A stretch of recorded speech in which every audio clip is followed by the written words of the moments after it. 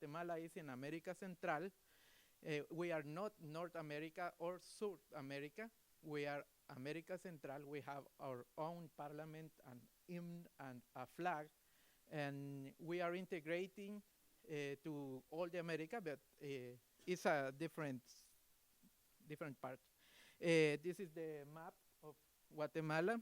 We have 108,000 kilometers in a square. It's a small country.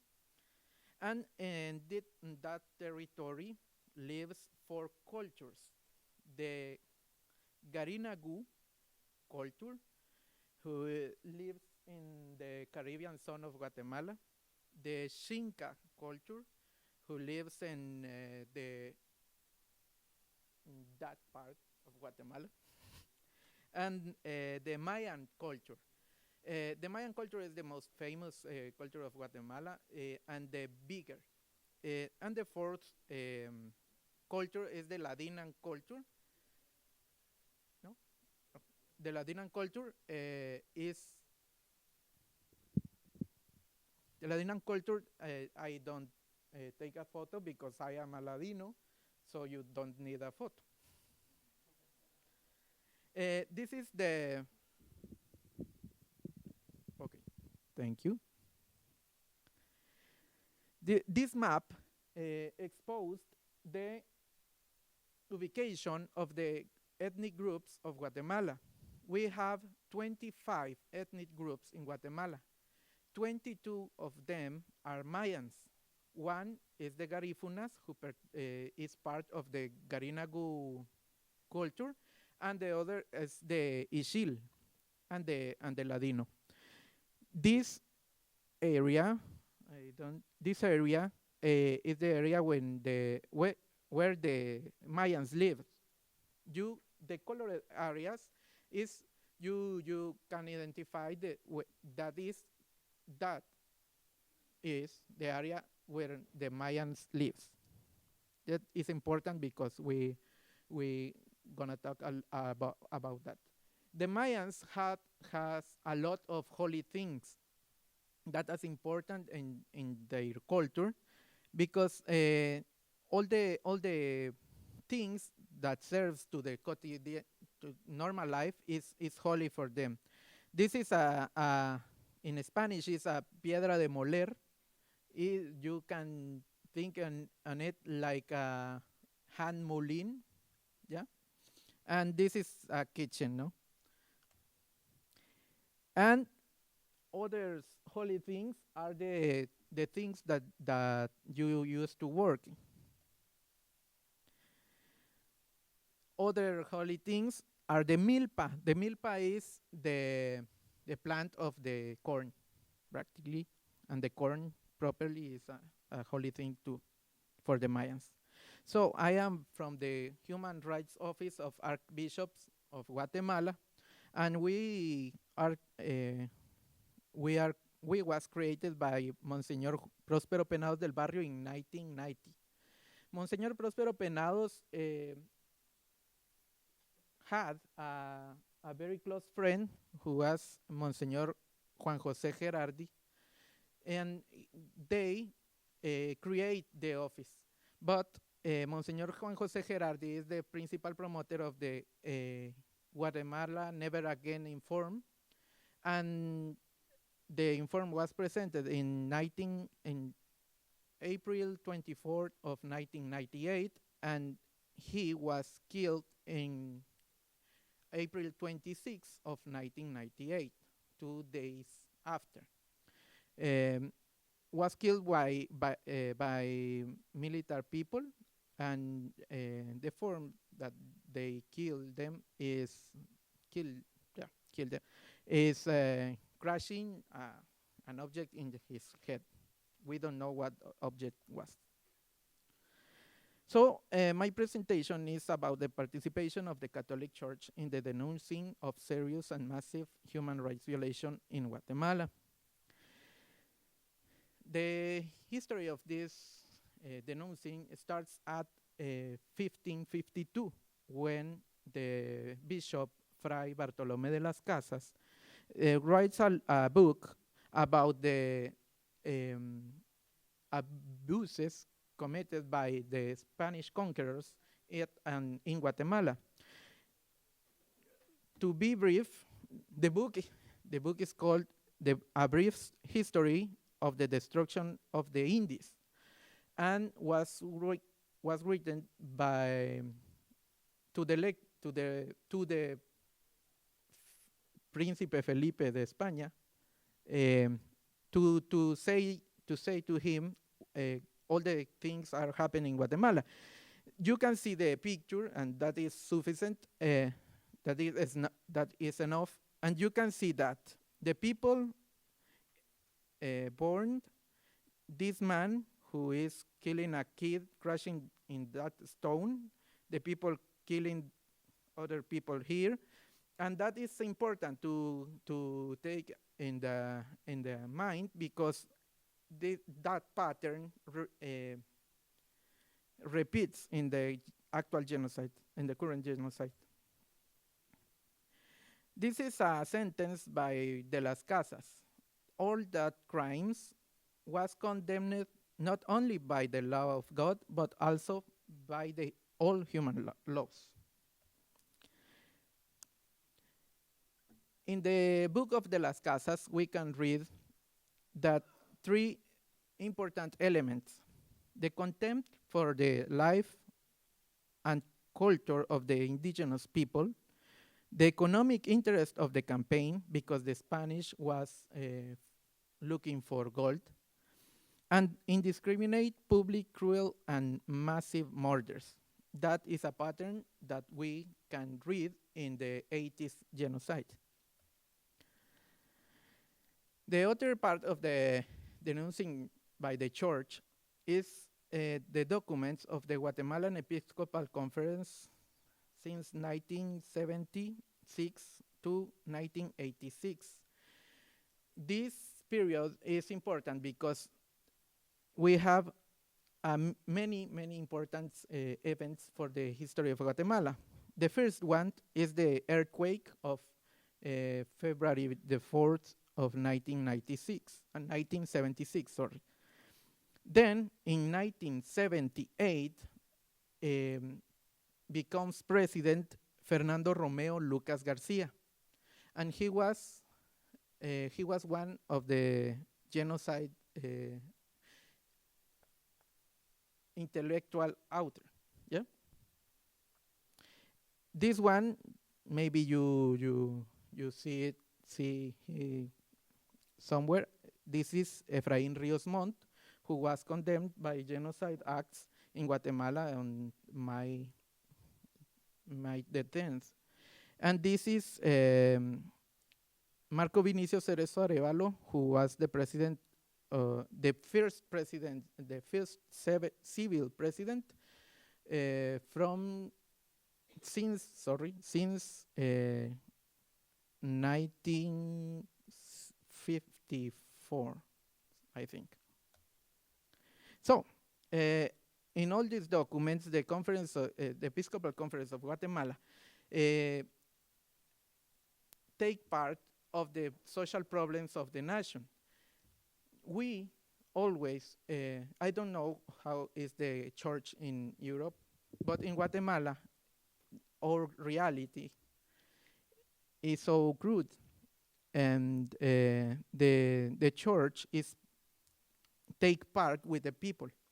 So the Episcopal Conference start to denounce all the abuses from the government to the people, and that is a lot of documents. The bishops denounced the torture, the kidnapping, summary executions, all the problems that we live in the civil war in Guatemala.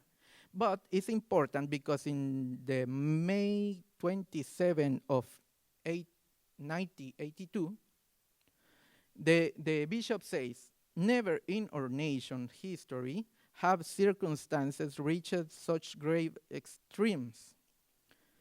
these murders are located in the realm of genocide. That was the first denounced of genocide in Guatemala. And now we are looking for the justice in Guatemala but about the genocide. And the people say, the military people say, nobody talks about genocide before.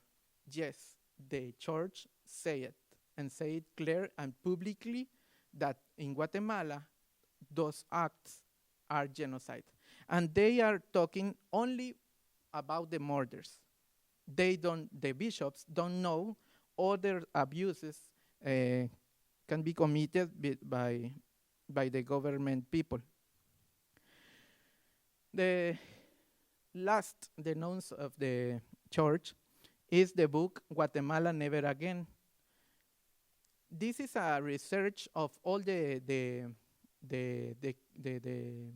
violations, and in the book we can read 5,600 testimonies of people who has who that the people is victim of the violations of the human rights, and they talk about that. The Guatemalan Never Again book is not only a book. It's 4 books. We have an archive in the office where you can read all the testimonies, and it's open to the investigators and the people who wants to read that and use it.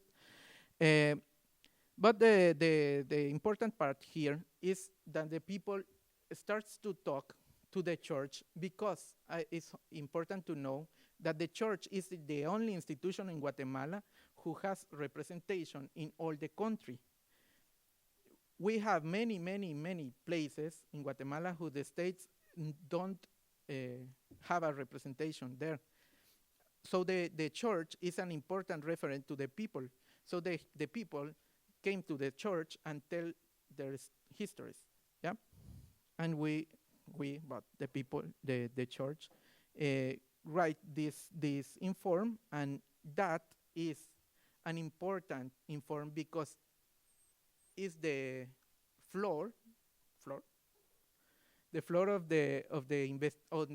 of all the investigations of human rights violations in Guatemala. Is not a case who don't starts with these books. So, thank you for thanks to that investigation, we have that pattern. You can see in that map the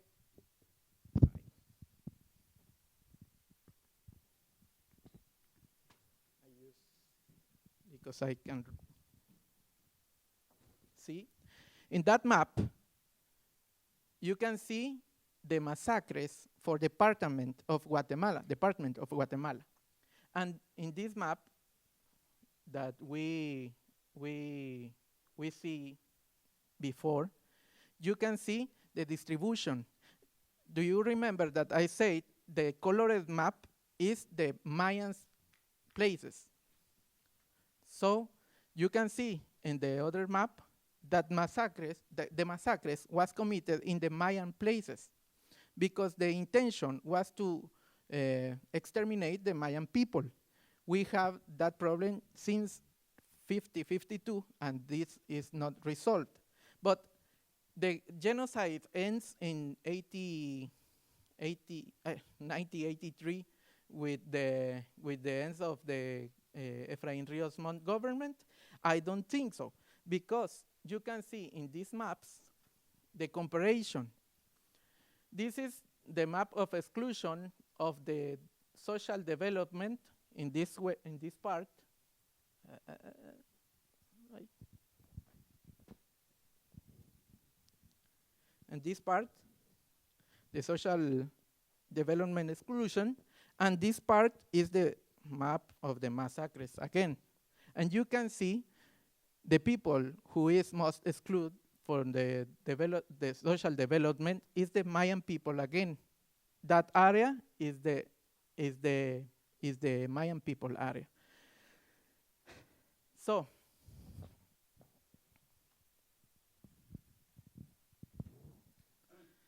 we I don't want to yeah? Okay, it's okay.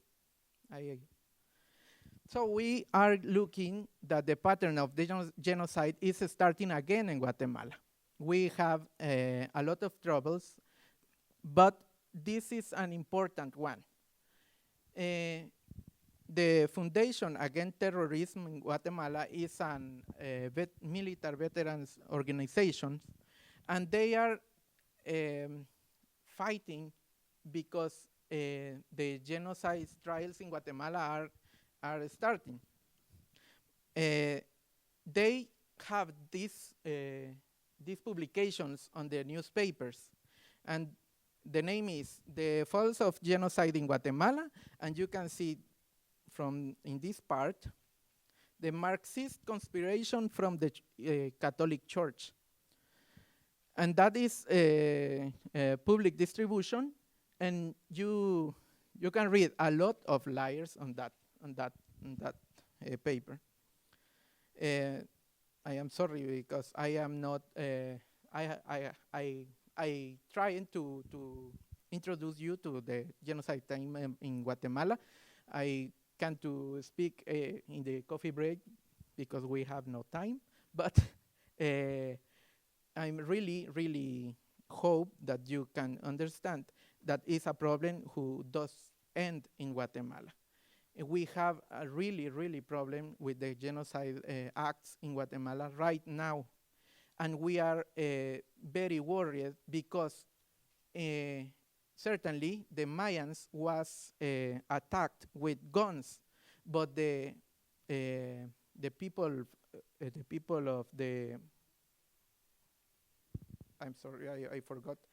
The people of the other culture, the Garinagus people is closed in a very little place, who has not access with a car, only in a boat, and the people of the I can't remember, but the other culture, the culture, but I don't remember, is almost disappeared. They are only 20 old men who talks the language, and they don't receive any army attack. It's only by the exclusion. Only by the exclusion, the people disappear. That culture disappear.